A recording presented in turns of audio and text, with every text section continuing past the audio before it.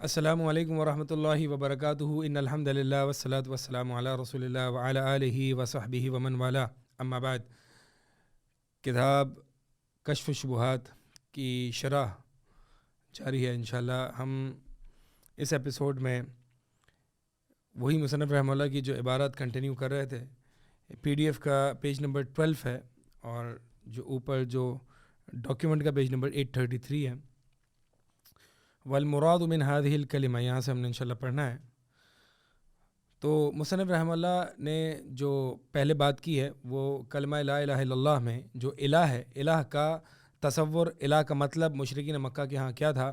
یہ وہی مطلب تھا جو کہ ہمارے زمانے یعنی مصنف رحمہ اللہ کے زمانے میں جن لوگوں کو سید کہا جاتا تھا اور جن لوگوں کی طرف یا جن اشخاص اور اولیاء اللہ یا ملائکہ یا فرشتے یا جن لوگوں کی طرف قصد کیا جاتا تھا عبادت کی نیت سے، ان کو سید کہا جاتا تھا. تو بہرحال جو مشرکین مصنف رحمہ اللہ کے زمانے کے تھے وہ ان لوگوں کو الہ نہیں کہتے تھے بلکہ سید کہتے تھے. لیکن بہرحال لفظ الفاظ کو نہیں دیکھنا چاہیے، حقیقت کیا وہ دیکھنا چاہیے. آگے فرماتے ہیں والمراد من هذه الکلمۃ معناها، اس کلمے سے جو مراد ہے اس کا معنی ہے، یعنی اصل بات جو ہے وہ اس کلمے کا معنی ہے. یعنی اگر اس کلمہ یعنی کلمہ لا الہ الا اللہ، تو لا الہ الا اللہ صرف تلفظ اور منہ سے بولنا، منہ سے اس کا دعویٰ کرنا یہ مقصد نہیں. اصل مقصد اس کا معنی ہے. لا مجرد لفظها، مجرد یعنی صرف لفظ مقصد نہیں ہے. والکفار الجہال، اور جو کافر یعنی جاہل ہیں، یعلمون ان مراد النبی صلی اللہ علیہ وسلم، وہی بات جانتے ہیں کہ نبی علیہ الصلوۃ والسلام کی مراد بہذہ الکلمہ، اس کلمے سے، ہوا افراد اللہ تعالی بالتعلق ای بالتعبد ای بالعبادہ. وہ یعنی کفار جو کہ جاہل ہیں مشرکین مکہ، وہ نبی علیہ الصلوۃ والسلام کی اس کلمے سے مراد جانتے ہیں، اور وہ کیا ہے؟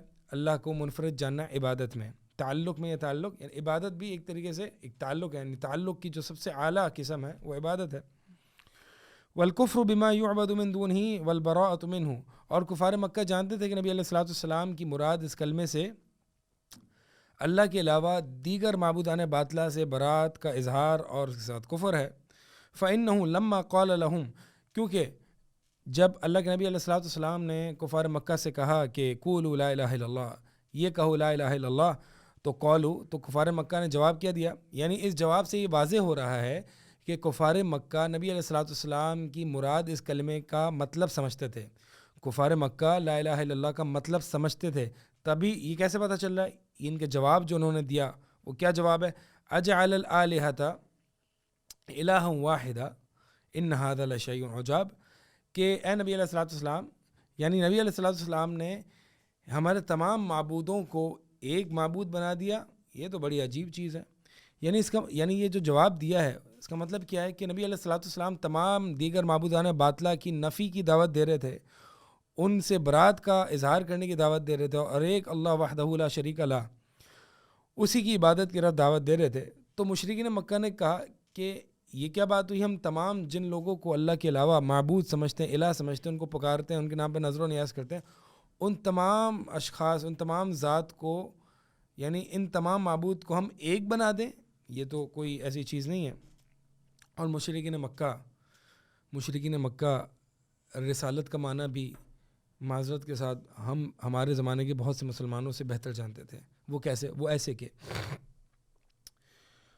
حدیبیہ کے مقام پر نبی علیہ الصلوۃ والسلام کو جب عمرے سے روک دیا گیا تو سہیل بن عمر رضی اللہ تعالی عنہ، جو کہ اس وقت مسلمان نہیں ہوئے تھے، کافروں کی طرف سے نمائندہ بن کے آئے ایک معاہدہ کرنے کے لیے. تو معاہدہ جب لکھا جا رہا تو نبی علیہ الصلوۃ والسلام نے معاہدہ لکھتے ہوئے اپنا نام جس طرح سے لکھوایا علی رضی اللہ تعالیٰ عنہ سے، وہ یہ تھا کہ محمد من محمد صلی اللہ علیہ وسلم رسول اللہ. تو سہیل بن عمر نے کہا یہ جو رسول اللہ ہے یہ ہٹا دو، بلکہ محمد بن عبداللہ لکھو. کیوں؟ کیونکہ لأن لو نعلم انک رسول اللہ تابعناک، کہ اگر ہم آپ کو اللہ کا رسول جانتے تو ہم آپ کی اتباع کرتے، کیونکہ رسول ہوتا ہی اتباع کے لیے. تو اگر ہم آپ کو رسول مانتے تو اتباع کرتے، یعنی مطلب یہ ہے کہ رسول ہوتا ہی اتباع کے لیے. یہ تو مسلمانوں میں بات پائی جاتی ہے نا کہ اللہ کے نبی علیہ الصلوۃ والسلام کو رسول بھی مانتے ہیں اور پھر حدیث پہ چوں چراں بھی کہتے ہیں کہ حدیث تو ٹھیک ہے لیکن ہمارے بزرگ تو ایسے کہتے ہیں، حدیث تو ٹھیک ہے لیکن مجھے تھوڑا سا اس کو سمجھنے میں ٹائم لگے گا، حدیث تو ٹھیک ہے لیکن فلاں اور فلاں کا کیا اوپینین ہے، اس کا کیا رائے ہے. یہ تو ہمارے ہیں. یعنی ابو بکر رضی اللہ تعالیٰ عنہ یہ کہتے تھے کون سا آسمان مجھے پناہ دے گا، کون سی زمین مجھے رکھے گی اگر میں جو ہے وہ نبی علیہ الصلوۃ والسلام کے مقابلے میں نبی علیہ الصلوۃ والسلام کی حدیث میں کوئی بات کہوں. تو یہ تو ہمارا مسئلہ ہے. کفار مکہ نبی علیہ الصلوۃ والسلام کی رسالت کو سمجھتے تھے کہ اگر رسول ہوتے تو ہم آپ کی اتباع کرتے، چون چراں پھر اس پہ نہیں ہوتی. تو بہرحال کفار مکہ جو ہیں یہ جہال، یہ اتباع کا بھی معنی صحیح سمجھتے تھے ہم سے زیادہ بہتر، اور توحید کا بھی معنی یعنی لا الہ الا اللہ کا بھی معنی سمجھتے ہیں. اچھا، اس پیراگراف سے میں کچھ باتیں معلوم ہوئی. ایک یہ کہ لا الہ الا اللہ کے اعتبار سے لا الہ الا اللہ کا معنی سمجھنا، اس کو اپنانا، اس کے اوپر عقیدہ بنا لینا اور اس پر عمل کرنے کے اعتبار سے مندرجہ ذیل کیٹیگریز ہیں. پہلی کیٹیگری تو ان لوگوں کی ہے کہ جو لا الہ الا اللہ کا معنی جانتے تھے لیکن عمل نہیں کرتے تھے. یہ وہ مشرکین مکہ ہیں جن کے ساتھ نبی علیہ الصلوۃ والسلام نے جہاد کیا. لا الہ الا اللہ کا معنی جانتے تھے، کلیئرٹی تھی ان کو، لیکن عمل نہیں کرتے تھے، انکار کرتے تھے، مانتے نہیں تھے، اس کے مطابق عقیدہ نہیں تھا. دوسری کیٹیگری ان لوگوں کی ہے جو کہتے ہیں کہ لا الہ الا اللہ صرف الفاظ سے کہنا ہی ضروری ہے، عمل پھر انسان کا جو بھی ہو. یہ عموماً جو ہے وہ قرامیہ جو ہے وہ اس طرح کا ایک گروہ اسلام میں گزرا ہے کہ جو یہ کہتا ہے بس لا الہ الا اللہ پڑھ لیا، بس اب یہ مسلمان ہے، اب چاہے وہ جو بھی کفر کرے، شرک کرے، شرکی اقوال کرے، غیر اللہ کی عبادت کرے، اس سے کوئی حرج نہیں ہے. تو اگر ایسے ہی بندہ مسلمان ہو سکتا ہے تو پھر تو منافقین کس کھاتے میں منافق اور کافر ہیں؟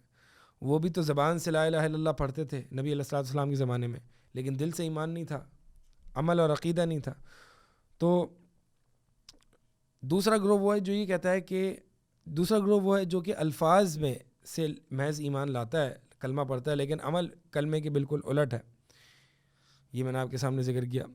پھر تیسرا گروہ بدقسمتی سے مسلمانوں میں پایا جاتا ہے، جن میں متکلمین حضرات بھی آتے ہیں اور قبر پرست وغیرہ بھی آتے ہیں، کہ جو لا الہ الا اللہ کے معنی کو ہی نہیں جانتے، بلکہ ربوبیت اور الوہیت کو برابر قرار دیتے ہیں اور کہتے ہیں رب اور الہ میں کوئی فرق نہیں ہے.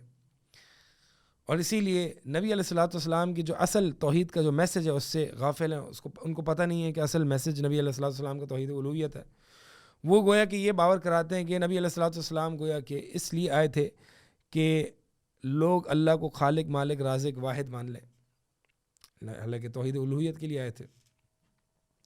اور پھر چوتھا کیٹیگری ان موحدین اہل الحدیث اہل السنہ والجماعہ کی ہے کہ جو لا الہ الا اللہ کا صحیح معنی اور مفہوم سمجھتے بھی ہیں اور اس کے مطابق عقیدہ بھی اپناتے ہیں اور اس پر عمل بھی کرتے ہیں. وہ اہل السنہ والجماعہ میں سے نہیں کہ جو عقیدہ تو توحید صحیح ہے اس کا لیکن عمل نہیں ہے. تو اصل اہل السنہ والجماعہ وہ ہے کہ جو اعتقاد، عمل، قولاً ہر اعتبار سے توحید پر پختہ ہو.